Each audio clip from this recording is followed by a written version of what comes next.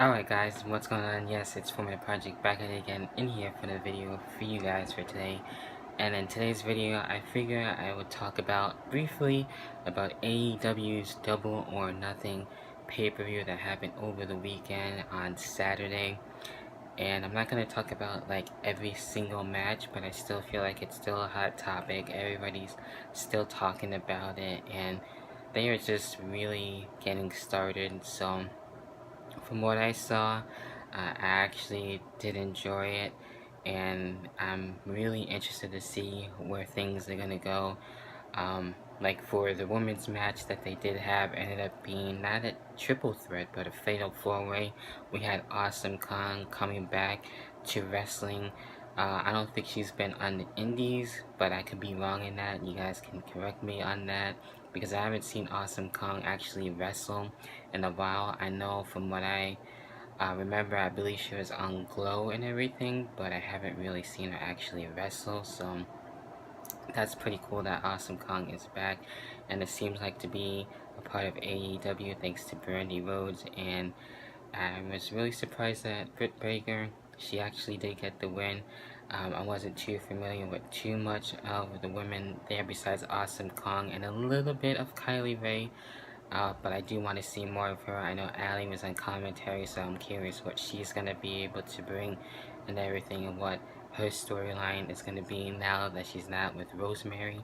Because I'm pretty surprised that Rosemary didn't actually get to go to AEW with Allie, at least just yet. She still could possibly go. I know she resigned with Impact and everything, so that remains to be seen on where things are going to go with them. I know they do other stuff in the indies, so that's fine to continue things.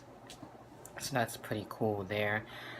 Cody Rhodes and Dustin Rhodes now, aka Goldust, their match was really cool. Having it be where it was a bloody battle, and definitely for the most part, for Dustin anyway. And when you thought it was just gonna be them and then Cody just going on and not really caring about Dustin after that. And beforehand, during Cody's entrance, he actually pretty much had shots fired, uh, basically destroying Triple H's, throne, if you will, with his sledgehammer and everything. So we'll see where WWE has their response. So hopefully they don't go too much into that and not have so much of that, and just still be their own and everything. And then we'll see where things go. But in the end, we had Cody, I believe, actually getting the win and actually wanting a team with Dustin. So there is respect between the brotherhood, if you will, and those two actually still getting on, even after all the hell that they've been through in that match. That was crazy. I wish we had more of that in WWE and had their feud get more jump started, but from what I remember, it was only just that one match that they actually had, and that was basically it. They were a tag team, and that was cool and stuff, but their feud didn't really get their full potential up until AEW, which is probably, maybe, um, probably it for now, but still, at least they had their match and everything like that, and how that happened was pretty intense. So there's that. We had the unveiling of the world title, and that looks dope. And that's why, like, titles actually looking like titles and everything. You see the title behind me with the WWE Championship. And I wish, that title and the Raw Universal title was a bit more different and not so much looking the same. And seeing other companies actually have their championships actually look like championships, that's something that I like, and they actually stand out and have more personality to them. That's cool. So we'll see who will be able to face um, in a little while, which I will get into on the World Championship side of things. It was cool to actually see Bret Hart there. Not only that, we saw DDP make an appearance as well earlier on, I do believe. Um, so that's pretty interesting there. So there's that. And then, of course, getting into Chris Jericho and Kenny Omega 2, I saw their first match, and that was something to see for sure. But this one, I think, was a bit more better. I don't know, it depends. It's just my opinion. what are your thoughts on that? And Chris Jericho and Kenny Omega basically fighting for the chance to see who will face Adam Page for the World Championship. And I think it's fine that Chris Jericho actually won this one to face Adam Page for the world title, having the veteran be in there and everything, and to make things a lot more interesting. I think maybe Adam Page actually might be able to do it, but if Chris Jericho wins, I wouldn't be against that either.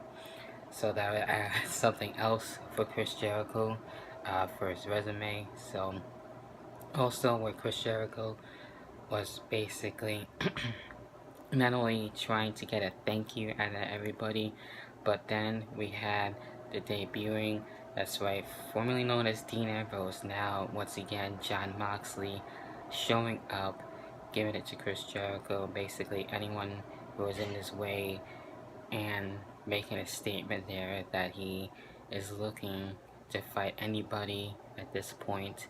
So setting up already some future feuds, most likely, and things basically got real from there. So that was really cool. From what I know, he signed a multi-year contract with AEW that I seen over the weekend. So I want to see what's up with that and see what kind of matches we're going to be seeing out of him now and everything. So this is just the start of AEW with their first pay-per-view, and then they would be having themselves go to Tuesday nights for Tuesday Night Dynamite, I believe, in October on TNT. And I would think they have another pay-per-view coming next month, and then probably it seems like leading up to their actually TV deal in October, so that's what it seems like anyway. That's what I got out of it, but that was basically my brief thoughts on AEW Double or Nothing. You know, just getting into some, major points and everything. The only thing that I'm trying to get used to more is the Japanese wrestling, since I'm not really too used to that style yet, but from what I've seen, I want to try and get into it a little bit more. The tag team division looks really bright there for AEW, and actually having it be legit tag team wrestling. It was nice hearing Jim Ross on commentary, hearing Justin Roberts ring announcing, so that was cool.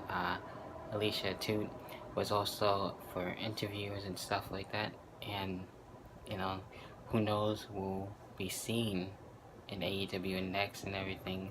So who do you think will show up? Who will be able to sign a contract and all that good stuff? Who do you want to see basically on AEW next?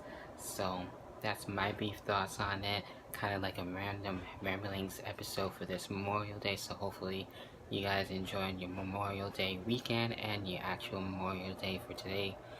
And until then, leave your thoughts in the comment box below. Be sure to leave a like, check out my other videos, stay notified, and as well hit that notification bell. Until then, I catch you guys whenever the hell the next video may be. Until then, peace.